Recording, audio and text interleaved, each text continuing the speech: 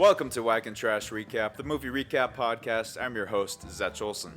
And I'm your host, Stephen Mitchell. And we're here today to recap movies for you in a way that may or may not capture the movies better than themselves. Probably not, but I'm going to lean toward the not. All we can do is try, so that's what I can guarantee you. That's what movie have you prepared for us today? Well, I want to take you back. I want to take you way back. Back to when there were swashbucklings, and there were rogues, and there were tiny metal balls. That's right. It is The Pirates Who Don't Do Anything, which is a catch-22 in the name because it's full of action. So, we start off with intense music. I forget. And there's sword fighting. And there's sword fighting. That's right. And there's pirates, because it's a pirate movie. And they're all like, argh. And then we meet our young Prince Alexander. For the King's men! Ha! And then you've got Robert the Terrible. Robert the Terrible. Yes, right. And he's like, I'm going to get you. And he does. Sounds exactly like that, by the way. He is a master of the mechanical arts. And he has constructed for himself this body, because in this world, technically, he's just a pea. He's a pea? Yeah, he's a pea. No, he's not French. In this universe, all peas are French. I don't know if that's true or not. But come on. What? He might be a grape. Is he a grape? Well, he would have to be the same as the king. He's not, though. And the nephew. Well, I just assumed he was a deformed vegetable. That's why he made the arm. He was early in his bloom. Yeah. Okay, whatever vegetable he may be, he might be a pea. I'm gonna call him a pea. Okay. Well, he's the only vegetable in the VeggieTales universe that has arms and legs. So he is trying to overthrow his brother's throne, and so he attacks his what technically are his niece and nephew. He kidnaps Alexander, and he sends pirates to go look for Princess Eloise. But they cannot find her. She is nowhere to be found. And so they leave, and then up she comes out of a little hole alongside Willard? Willery, yes. That's right, her butler. And she grabs a sword. She says, "Out of my way, Willery. I'm going to go fight them." And he's like, "Oh, but master, you've only just begun your fencing lessons." She's like, maybe you're right. And then so she goes and grabs a metal ball. And this is called the Help Seeker, which is an invention created by her father. The king. I would just like to note here, he has created a time-traveling ball. How is he not the master of the mechanical arts? Maybe Robert the Terrible just gave himself the title, and it's not true. And so Eloise is like, you need to help seek. The way it works is that you just say, hey, I need help, and then help will come. Willery's like, the army, the navy. Yeah. And he's like, heroes? Are you implying that the navy is not heroic? Like, he was all You'd have to ask him. aghast by it. Anyways. So then the ball begins rolling around. It's sentient and hopping around, and it plunges into the ocean. Yep. It made a little bit more of a splash than that, but. And then we cut to some credits. Yeah. Dun, da, da, da, da, da, da, da, da, da. Yeah. It does. And we're in a dinner theater far, far in the future. Yes. Well, not in the present day. Really? Well, yes. Actually, for us now, it's the past because it was made in 2008. Okay, we're not gonna do this right now. We're not gonna confuse people. So it's now at the present day, and everybody is watching this dinner theater show, which is a big pirate ship in the middle of the theater. Classic pirate dinner theater show. We've all been there. We all know what it's like. Mm-hmm. And so we cut to Bernadette, and I believe is her name. Yep. And they are there to support their boyfriends, Elliot and Sedgwick. Sedgwick. Continue. And they're like, oh my goodness, your boyfriend. Our boyfriends are friends. Yeah. In the show, they're like, no, they're just bus boys. Or in this universe, they're called cabin boys. And then a robot. A little car thing with an arm. Yep. It's got a little rose on it. Yep, it's got really grippy wheels that can go up the wall. Suction cups. And it's got a claw. And it just sneaking around behind Ellen. And then who pops around? Here comes Sedgwick. My man. Guy with a riz. Yep. And he's like, here's a rose for you, my love. He doesn't quite say that, but it's something like something that. along those Something lines. romantical. And then Bernadette is like, what on earth is that thing? And she's like, that's a cool toy. And he's like, it is not a toy. It is a labor-saving device. Ellen's like, can you use labor-saving device to get me some barbecue sauce from the back? And he's like, it's in the back room. Out of range. She's like, so then can you grab it if the robot can't? It's in the back room. Out of range. Sedgwick. And then in walks Elliot. He's like, hi there. And And she's like, hey, Elliot, can you get some barbecue sauce from the back room for my new friend Ellen? it's on my list. His list? He has a list of things he's afraid of. It's extensive. Elliot's a coward. That's what we're learning. And they're like, you know who we definitely can get it? George. George's a walking carpet. Anybody can just walk right on over him. That's exactly what he says. So we cut to George, and he's with his family, because tonight is family night, by the way. And he walks up, and he's like, hi, kids. Are you enjoying the show? They're like, we love Captain Frederick. He's so cool. We're going to hang out with him on Friday. Oh, but I could take you on the ship tonight. You don't have to worry about that because he's way cooler than you, Dad. So all this expose is we learn that George is a wimp, Sedgwick is lazy, and Elliot's a coward. Elliot's a coward. That's Yep. it. Then after the show, they're all cleaning up, and a blind guy appeared out of nowhere. A blind scallion. Yeah, he is a scallion, isn't he? And he don't got eyes. And he don't got eyes. And he's like, the hour is near, the call is coming, adventure awaits. And then he gives a prophecy. When the crab leads you to the light, and the donkey is over your head, and another one which I can't remember. Adventure, ooh. And then he disappears. And then Sedgwick is like, and why would that blind guy come to dinner anyway? Which is rude. It's a fair question, though. It's a musical. There is song. Well, but George, that's what George says. He's like, maybe he enjoys the music. I don't know. And so from all this prophecy, the three of them are like, and whatnot. Time to audition for the show. And then they call the director of the show, who surprisingly comes out at like, I don't know, Yeah, 11 o'clock I don't know at why night. Mr. Nezzer had not got home at this point. But he shows up and he's like, all right. He's really do giving it." them a chance here. Yeah. And they blow it. Mm-hmm. Big time. Yep. Because during the show, there's a trigger B, and the trigger B is this big like mechanical sea serpent popping up, and it has these like googly eyes, right? If you think about like crafts in your googly eyes, like that's what it has. So it looks ridiculous, but Elliot's still scared of that. It's on his list. It's on his list. So he trips over and he hits the wheel of the ship, and that turns everything around. They break the Is this restaurant. like a functional ship? Like, why did it turn It into... shouldn't be. Yeah. Also, that is it a- has no propulsion. Just because you turn the wheel, it just means the rudder's turning. It doesn't make logical sense. But anyway, they break the restaurant, and Yep, they get thrown so out. then they get thrown out, and Elliot's like, I can't believe he fired us for failing an audition. So he's like, I could have been on my couch eating cheese curls right now. And Ellen's gonna break up with me all because I lost my job. I lost my job. He's on the line to stay with Ellen because he needs to prove that And- he's not lazy. Right, and he's mad at Elliot and George a lot. And then you have Frederick Yep. and his son walk out.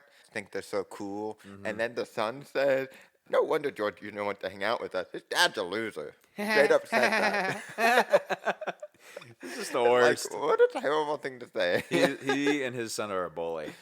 And Elliot's like, oh, come on, guys. Things will turn around. Dun, dun, dun, dun. I mean, look, free garbage. And out rolls Something the can show health up. seeker. Oh, yay, we found a metal ball. And then the ball starts flashing, and they're like, it's a bomb, it's a bomb. It's a bomb. Oh, It's boy, definitely a run away. bomb. So Elliot is like, I'm going to hit a button. And he hit the button, rowboat. In the alley. Well, that's something you don't see every day. They're staring at it, and then Sedgwick is so mad, he goes and he tackled Elliot, and they fall all into end the up in the rowboat. boat. Yeah, I don't know how. It was how a George massive ended hit. up- Yeah. The ball starts blinking again. Yep. And then Elliot hit the button again. He's like, we can have 2 rowboats. But anyway, he hits the button and they With that- disappear. that's the sound of the ocean. Oh. I thought that was them getting sucked up. No. That was the sound. But they got sucked up. Freaking out, understandably. Wow, we appear to be at sea. It's a lovely day. I want to go home. Take me back. And so they're looking around because they don't know what to do, and they see a ship in the distance. And I gotta stop calling him Pa Grape. He's not Pa Grape. George. Yeah. George is like, you two, grab an oar, start rowing. And so they start rowing, but they can't go in a circle. And he's like, "You're not rowing together." We gotta do this together. And he's like, "It's not a metaphor. I'm talking literally." Ellie's like, can I be the rudder? I want to be the rudder. It's a rowboat. Anyway, they finally figure it out. They get over to the ship. They climb aboard, and it is Princess Eloise and Willery. Funny thing is, we found this metal ball. Eloise is like, "The help seeker about you here. You're our heroes." And they're like, What? And Willery's like, might I have a word? These men are pirates. Yeah, and he calls them basically like short and fat. Yeah, he's like, "They're rather squash. They're not short." tall or brave or handsome. They're not heroes. Eloise insists, though. They're like, "No, the help seeker brought them. So they're the help that we need." And meanwhile, the boys are like, "Are we going to help?" "Oh, I don't know." And then... That was really good. And I can't do Segwig's voice, and I can't remember what it sounds like whenever I want to do it. Oh, I got you. Oh, come on, guys. This is a chance for us to prove ourselves that we're heroes and not just cabin boys. And Elliot's like, "And we could take this opportunity to do what we've always wanted to do." And Segwig goes, "My go-kart." And so they're off on adventure to find Jolly Joe. Yes, because they have one of Robert the Terrible's swords, and so they're going to be like, "Hey, where did this come from?" Who is this, and where can we find him? Because that's where Alexander's going to be. Exactly. Because Eloise and Willowy did not see who attacked them. Correct. Because they were hiding. They just know it's So they don't pirates. know who exactly attacked them, but they've got the sword. And so they're sailing, and they have to sail through these big spires, and it gets all cloudy. And Elliot's up in the crow's nest, and he's looking out, and he sees something, and he's like, "Captain, do you see that over there?" And George's like, "I don't see anything." George doesn't have eyes. He's got glasses, he ain't though. seeing nothing. He should see better because he's But he doesn't have. It doesn't matter how good your glasses are if you don't have eyes. true. But apparently he can see. This is Vegetable World. We get to make the rules we want. And so Elliot turns back around and a cannonball whizzes by. "It's me, Louis the One-Eyed Pirate." Terror of the seven seas. I'm giving you to the count of 5 to lower your sails and be boarded. And Paul Grape's like, "Elliot, lower the sails." I'm sorry. Your Paul Grape is phenomenal. And Elliot's like, "I can't untie a knot." And so he starts like- chewing at the rope like a beaver. He's like, bring the rabbit out of the hole. Where's the rabbit? Sedgwick is trying to find a bathroom. Oh, the princess has a powder room. But it's actually gunpowder. So he's like, I gotta go find the key. And so he finally finds the key, which is actually not a key. It's a cannon. It's a cannon. And so he's pulling on the string to the cannon, which is preloaded, which is wild. You always got to keep your cannon preloaded. That's what they always say in pirate school. That's good Pirate life 101. advice. Yep. Yeah. So he pulls it, and then boom, it shoots, and the cannon bounces around on the rocks because physics, and then it hits the ship, and it causes the ship to crash. And Louis the One-Eyed Pirate like, "Nag," you know, And his ship as go pirates down. do. And you cut around to Robert the Terrible and Alexander. He's just scheming. He's just like, "This is a terrible place," and they like send carrots flying somewhere, Yeah. and then the scene ends. It's like intended that they're off for torture or something like that. Yep. But we're not going to read into it because it's a kid's film. Yep. And then we cut back to our heroes who have now found the Inn of Jolly Joe. And they go up to the stairs and they're like, we got to go in and find out the information about this cutlass. And George is like, I got it. And so he goes in and it's a musical because everybody's singing. And the plan is they gotta get in with these rough and tough sailors. Paul Grape goes up. He's like, "Oh, well, hey guys, and they're like, "This guy sucks. Get him out of here." And then Paul Grape immediately gives up. He's like, "I George. guess, well, we're not gonna get anything from here." Sedgwick is like, give me that. You just need to know how to talk their language. Arg, mateys, it was a fine day today. We took down a something brigantine and 10,000 sloop and something pieces of eight. Aye, but tell me, hearties, that was a fine day. So they invite him into the game, and he's like, by the way, has any of you seen this? And he holds up the cutlass, and everybody disappears. Yep. And Who I assume is Jolly Joe, yeah. then Jolly- lights a candle. Yeah. Because obviously the room has gone dark. And Yep. so he lights a candle. He's like, it'd be Robert the Terrible. But I know you're not him, like the rest of these fools think. Madame Blueberry, I don't know what her name in the. We'll just call her Madame Blueberry. What is her She's accent? Is she German? No, she's French. Oh. Madame Blueberry. She's like, Robert the Terrible is terrible. He will crush you like a coconut. One of the spies of Robert the Terrible was there, and he goes, yeah. So now we know that one of the spies was there. He laughs exactly If he didn't like do that. the laugh, we wouldn't have known. Right. Otherwise, he would just be another pirate. Right. Now they're back down at the ship, and they're talking amongst themselves. And Sedgwick and Elliot want to go back. They're like, "Ball, start lighting up so that we can get out of here." And George, I can't get that right. George is like, "No, we got to stick around and help him." There's these tall rocks that are in the water. They're not islands, they're just tall rocks. And you have to go past them to find the island where there will be a cave where it will like give you a clue to where Jolly Joe's hideout is. Yep. So they have to go. And during this conversation, Eloise let them know that when the help seeker flashes blue, you can go home. That's how it works. So That's you the can't dealio. just do it at will. You gotta wait for it to start flashing blue. Right. Yep. And so they take off, and they're on their way. Palgrave comes up with a plan, which is that they're not convinced this island even exists. Right. They're like, let's go. We'll look for the island. It's not gonna be there, and then we can go home because we have done our best, and we will look like heroes without actually being heroes. Mm-hmm. And then the song plays. We got the coconuts poured. We got the hooks overboard. And that's all I remember. Yeah, I don't. But during this song, we see that Palgrave starts to like help maintain the ship and whatnot, and like steers it. Whereas Elliot and Sedgwick are just lying around on their bum doing diddly squat. So it's conveying that George's heart towards the whole situation is kind of turning, that he's actually becoming invested in this whole thing. Mm-hmm. And so they finally get to the rocks, and they sail a bit past them, and they see that there's a big whirlpool and a big storm coming in. Well, we gotta turn around. And Palgrave's like, no, we're gonna charge through. And so they do, which is very brave of him and not very wimpy. And then it turned out it was a sea mirage. Water droplets reflecting in the sky so perfectly it hides the island from view. Weather Channel. Wait, That's not at all how mirages work. I mean, I've seen mirages before. Maybe not a road mirage, but I've not done enough sailing to. You know what? I cannot confirm nor deny this. Maybe, but it seems improbable that everybody who sails that way sees that same mirage. So it's a sea mirage, and they sail on through, and they find the island. And so they're exploring the island. Only Sedgwick and George and Elliot on the island. There are these two other pirates that are Robert, and they see the three heroes have left the ship, and they're like, we're gonna go get the lass. And so they get on the rowboat that George and Sedgwick and them took, and they go and they kidnap Willoughby and Eloise. And they start sailing away. Oh, boy. Sedgwick is confused. He's like, but why are we on this island? I thought we were supposed to come here, not find the island. Go home. What part of that confused you? Palgrave, well, I wanted to help.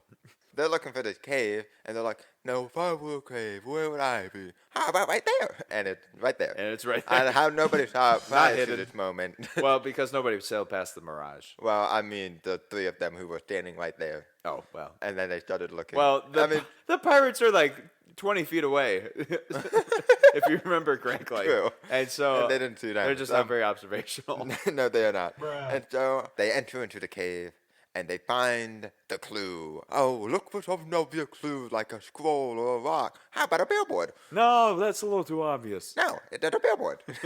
And there's literally a billboard on the cave wall. Yep, and it tells them. They have to sail east past the Isle of Walking Rocks, and then they will look to the right and see the Clapping Pass. And view with eye, my steely eye, and something would stop his heart. And then something about cardiac arrest. And so then, as they're leaving the cave, they stumble into a room. vat of cheese puffs. Cheese curls. Yeah, that's right. And Sedgwick is like, the way I see it is I could go to my terrible death, or I could spend my time here with a lifetime supply of cheese curls. Now, I'm not no Albert Einstein, but I'm thinking the choice is clear.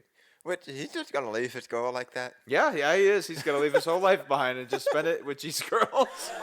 Would you leave everything behind for a big pile of cheese curls? No. Now, if it was those Turkish delights. My guy just gives up, and George and Elliot, they decide to leave. They're going to follow the clues. And when they get back, they see that they're sailing the away. rowboat is gone. Yeah, they see Eloise's ship is sailing away. And they're like, oh my goodness, have you been abandoned? And Pa Grape is like, I don't think so. How long has that been here? And then they look over and they see the pirate's rowboat. And And so they so- walk over, and the ball starts blinking blue. And Elliot's like, oh, George, we can go home. You can go home if you want to, but I'm gonna go save the princess because that's the right thing to do. And so he starts pushing the boat, and then we And hear then a click. And the flash happened. You're like, no, Elliot went Elliot home, went and now back. Pa Grape is all alone. And then, It's George. See, you're doing it too. You're doing it too. It's okay. and so George is pushing on the boat, and then, need a hand? I don't, he doesn't say that, Yeah. but that's He's basically like, what let's happened. go save a princess. But they realize that they cannot catch up to the princess ships, and so they decide, no, we must instead follow the clues and sail east. Cut back to Segwood. Now, which one should I start with? How about you, my tiny friend? Now, if you couldn't tell what that obviously was, it was the cheese curls Because they're alive, and actually. sentient, and they have teeth. They are beings, and they're gonna eat Sedgwick. And so they're like chasing him, and Segwood is like, oh no, this is not how I want to go. And so he starts running. And he falls down a hole. Yep. Segwood continues running away, and he runs up to a big cliff, and he's like, well, I don't feel like climbing that. That's it. Yep. And he's like, it was a good life, at least that one day, from 2 to about 2:30. He had about 30 minutes of a good life. Yeah, the And rest of then- it was, what, mediocre, I guess? Maybe. What does that say for Ellen? But anyway, he gets pinched on the back by a little crab, and he rolls over and he looks at the crab, and the crab has this picture that was taken of him and Ellen the night of the Show. The show. I bet Ellen would want me to come. And then the crab starts walking up the rocks, and the light shines through the top, which shows that there's like an opening, and he's like, maybe I can't do it, but maybe I can. And so then he starts climbing with this, motivational, think of like 60s pump up music. That's it. And he gets up to the top, and he jumps into the water below, and he's like, I'm going to save the day. He doesn't say that, but, it's Basically, implied. that's the thought process. So you have Robert the Terrible and Alexander, and he's like, now I need you to tell me, when is your father, the king, coming home? And he's like, I'd rather die before tell you.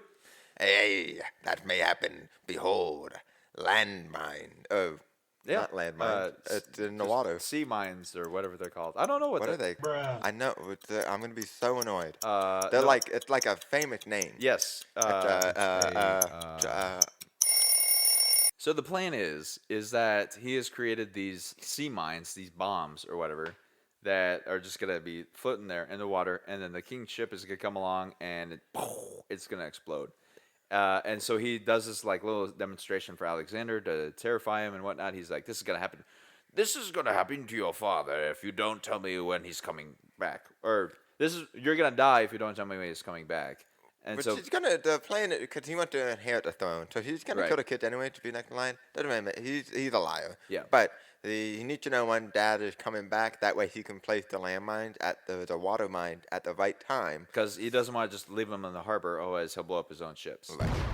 So he brings in Eloise, and he's like, "Well, if you don't tell me for yourself, then like I'll kill your sister if you don't." So he gives them like 2 hours to decide, and then we come back to our heroes on the Isle of Walking Rocks, and Ellio's like, "Oh, Papa got a gumball, Billy. Papa's got a gumball, too. Papa's got a gumball, Billy. I think a bubble for you." Oh, can you please Wow. stop that?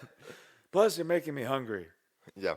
So, do you think this place is actually Walking Rocks? No, it's gotta be a metaphor or something. I don't remember the I exact don't remember words. what they say. I wish I could quote this for you, but I can't. Cannot. I should have written this down. But George starts looking around through the clapping pass. He's like, You stay here with the boat. and so then Elliot stays with the boat and he starts playing around with some rocks. And And he's he's like, like, oh, look at these walking rock. They got pants and no shoes or something like that. and then, and it's a rock monster.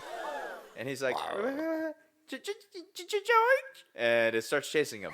So before Elliot comes over, George looks over and he sees the clapping pass, which is just like this circle of rocks that's like miles away from the Isle of Walking Rots, and he sees the clapping pass start to open. He's like, Oh, that's where we have to get to. And he's like, let's Yep. go, Elliot. I guess rocks can just open back and forth I guess. like a door. That's what's happening. And Elliot's like, George, we gotta get out of here. It's like, Yep. And then another one wakes up, another rock monster.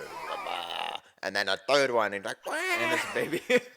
And then all this commotion wakes up the daddy rock monster. Yep. And he comes over and he looks at the two heroes and he's like, do you think he's gonna punish his kids? Not likely. It was good knowing you, Elliot. And then that's the sound of a gourd swimming, and somehow He Segwig swam 92 nautical miles without arms or legs. Now, for a reference, that is 170 kilometers or 105 regular miles. If you Oh were my gosh. wondering, yeah. This And, man. I mean, it was like imagine the butterfly with no arms or legs. That's what he was doing, and Yep. somehow he did it for all that time. And he did that in probably like an hour. Yeah, well, it had to be less than 2 hours. He should be Impressive. an Olympic athlete right here. Yes. Well, for as lazy as he is, that's surprising. Yeah, honestly. Yeah. And behind him are cheese curls. They're still chasing him. They're dedicated. They are. They also swam 92 nautical miles. And so they start chasing him in a circle in front of the rocks, and the rock monsters think this is hilarious. It's just like a silly time. Comedy gold. And Yep. so they want to partake in this comedy gold, and so the little girl rock throws her hand down, and they start jumping up on her, and it's tickling her, and she's like, ah, ha, ha, ha, ha. And so they're all distracted with these cheese curls who are now tickling them, and that leaves the three heroes to have a little moment to dialogue. They start rowing. Well, and Jaguar is like, we are not going to make it. And I just swam across the ocean with no arms and legs. Yeah, that's right. That's right. And then their boat stops all of a sudden, and they look up, and it's the daddy rock, and he's like, huh? Oh, maybe he can help. How would he help? He's a walking rock. And then he takes the boat and he shoves him across the water. Yeah, it's like skipping it. But they only get halfway there. Yep. And Jaguar's like, oh, of course, trust the rock, huh? And Paul Graves like, oh, I don't understand. Guys? And it's the daddy rock climbing on these islands to get to them, and then he jumps and he does a cannonball right behind him. And then that's a tidal wave over to the clapping pass, and they just barely squeak through. Yep. As movies would usually have things happen like that. Yep. You've never seen anybody easily get through a closing wall. It's always squeaking. Yeah. And so they land inside the fortress area, and the clapping pass closes, and it's the clapping pass. And they're like, in a hidden cave. Why would there be guards? You know. what? You just went through so much to get here. That's not that easy. Yeah. But then, Dun, dun, dun. It is another mechanical sea monster. but much scarier than the one at the play. Yep. And Elliot and everybody is screaming, and it's like, oh, we're gonna die, we're gonna die. And then he's like, taste my steel, you unnatural beast. And then it just chomps down on him and takes the mast with him. Yep, he eats all of Elliot. And then he swallows him, and he's gonna go for George And and Segway. Sedgwick. But then all of a sudden he gong. And out comes Elliot, slices her way out, and he's like, guys, look, I found a convenient lever. And it turned the whole thing off. Cool, right?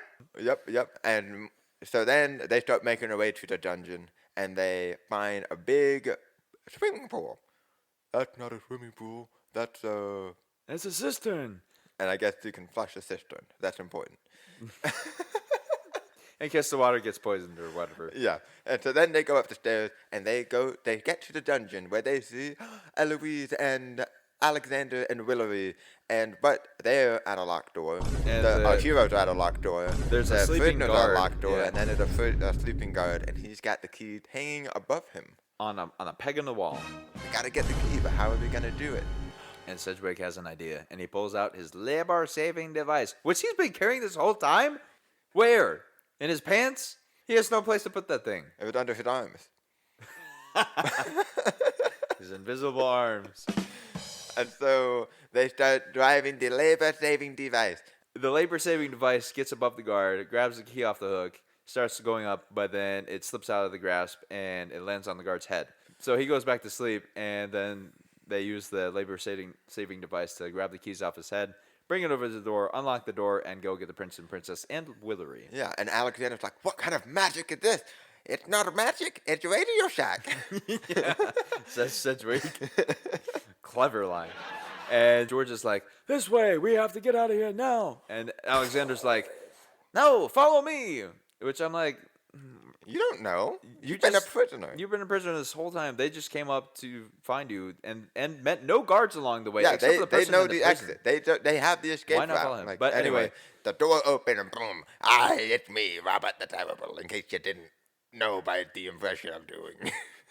And he uses his sword to knock the sword out of Alexander's hand. And he's like, who are these three? Eloise is like, these are the king's heroes. The king's hero. So then you'll be able to tell me when the king is gonna go home. And Sedgwick is like, actually, we're not heroes. We're cabin boys. It was a whole mistake. The help seeker found us by accident. Yeah, we're not heroes. I'm so lazy. I can't even go to the back room to get barbecue sauce. And Elliot, he's so terrified of spiders. He has a whole list of things he's afraid of. Yeah. And George, he's such a wimp that even his son thinks he's a loser. Right, George? Is this true? Says Eloise. Yeah. It is. Above him, he sees a chandelier with a donkey's head, and echoing in his voice is the blind scallion. When And- all hope is lost, help will come from above in the shape of a donkey. And he's like, we could still do good things. He takes George his sword. throws the sword, and he cuts the rope that holds up the chandelier, and it swings down, and Knocks over Robert the Terrible. So they escape and they start heading down the hallway. And the ball starts blinking blue. Bleep, bleep, bloop. And Paul Gray.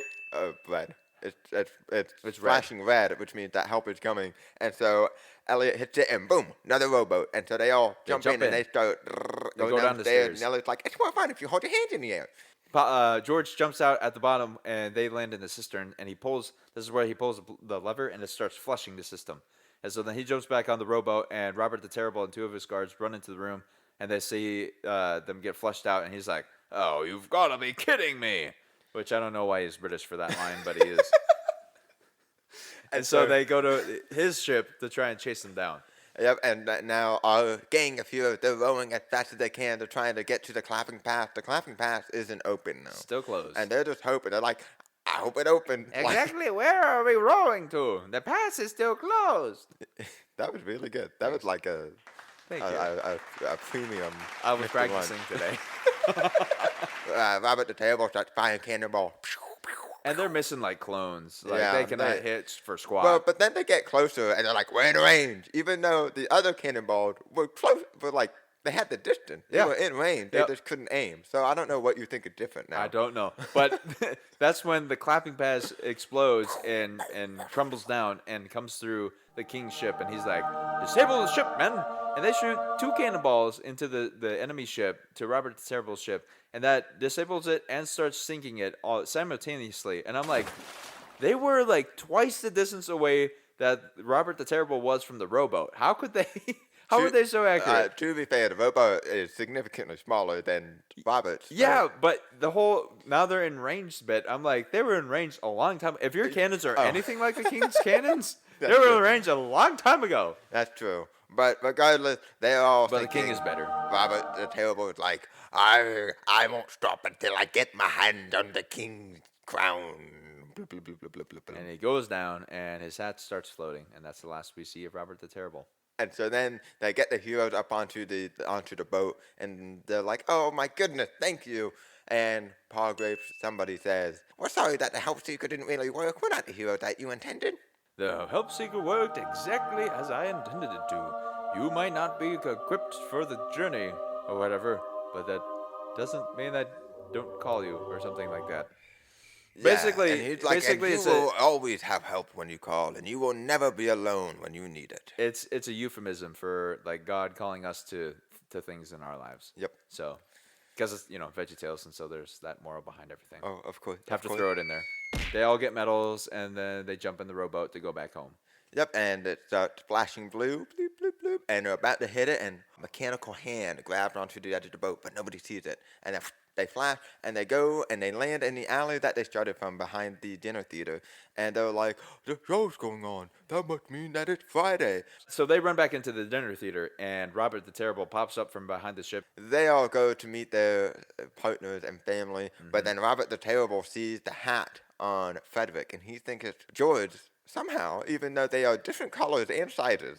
But And shapes, like, not even yeah, the same. nothing is similar except for the hat. But I guess Robert doesn't have good eyesight, is what we're learning. Nobody does except for George, who doesn't have eyes. Robert the Terrible pours out his cutlass, and he's gonna go get Frederick. And they're like, we gotta he help him. thinks it's me. Yep, and so they get on some ropes, and they swing to the rescue, and they start fighting Robert the Terrible. Sedgwick starts climbing up the whatever that's called, The mast. The mast, yep. He starts climbing up the mast. The metal ball gets hit up there somehow. And Elliot, of his own choosing, enabled the sea serpent because he's no longer afraid, and he rides the sea serpent and uses it to attack Robert the Terrible. But one hit and he's down. Yeah. It's not a very sturdy prop. The fighting, and the ball comes down, and it gets thrown back to George, and it's flashing red, and he hit the button, and rowboat right on Robert. Robert then tries to push the boat off of him, and George is like, So back to the past you go. and then he hits the button, and he gets teleported out of there, and then everybody's dead silent for like a second. And then, woohoo! Our hero! And then George's son is like, that's my dad. And then Frederick's son is like, can I come over to your house tonight? And you're like, no, you loser. You're so mean. You're a traitor. It's a happy day. They saved both worlds. Yeah, and Mr. Nezzer, the director, is like, maybe we do have a role for you after all. And they're like, I think we're good. Life has enough adventure of its own.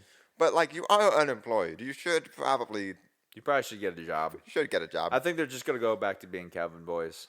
I guess. The ball falls down and it starts blinking again, and they're like, oh, another adventure? And then Yep. that's the end. The call continues. But a very important treat of this film is that some of the credits start rolling, and then it gets like halfway through, and it's like, wait, we're not finished yet. And then the VeggieTale Remix Rock Monster song comes on. And it's like, rock my monster, rock my monster. I'm not gonna do the whole song, but you get the idea. It's a sweet treat. It's fantastic. And then Bob, because Bob the Tomato has not been in this entire film, he's been the quote unquote director of this whole thing. And at the end of that song, he's like, that's a wrap. And then that's the end of the movie. Yep, and then it cuts. And so now we can go to takeaways. Steven, what is one takeaway for you from this film? I think the biggest takeaway is that it is indeed possible to swim 92 nautical miles if you know how to face plant correctly. Because that seems to be the move, is some sort of shimmy. Maybe a body roll? in Yeah, there somewhere? something, it's like doing the worm in the ocean, and apparently that'll get you far in life. Maybe it's just you got to find the right current, you know? Mayhaps. Find that thing and it'll take you far. Take it far. Amen.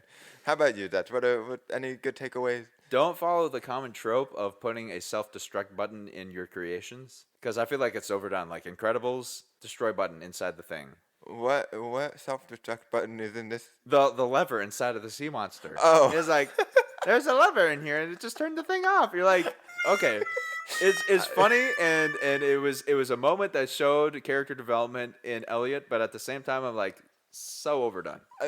Okay, to be fair, I don't think that's really a self. It was. It turned the thing off. No, okay. There's a difference between self-destruct and an on-off switch. And I guess what I'm really trying to get to is be creative, be original, okay? Have your own voice in this world. Don't just follow the common tropes of everybody else, all right? Write your own story. Yeah, I guess it was the exact same thing as the play as well. Although it came first. Well, I mean, we never saw the inside of it, though. This has been Wack and Trash Recap, the movie recap podcast. We hope you enjoyed it and had a swell time. We know we did. Oh, 100%. I hope you guys like the voices, too. And if this episode gets enough likes, I'm not going to actually say this for real, but if it gets enough likes, maybe we could get Mike Naraki, the voice of Larry the Cucumber. voice of Larry the Cucumber. Maybe we could get him on the show one day. A boy can dream. But if you have any movie recommendations for us, of things you want to hear us recap, then please send us an email at wackandtrash@gmail.com, and we will take a look into it. Until the next episode, this has been Zetch Olson and Stephen Mitchell for Wack and Trash. And remember, God made you special. And he loves you very much. Goodbye!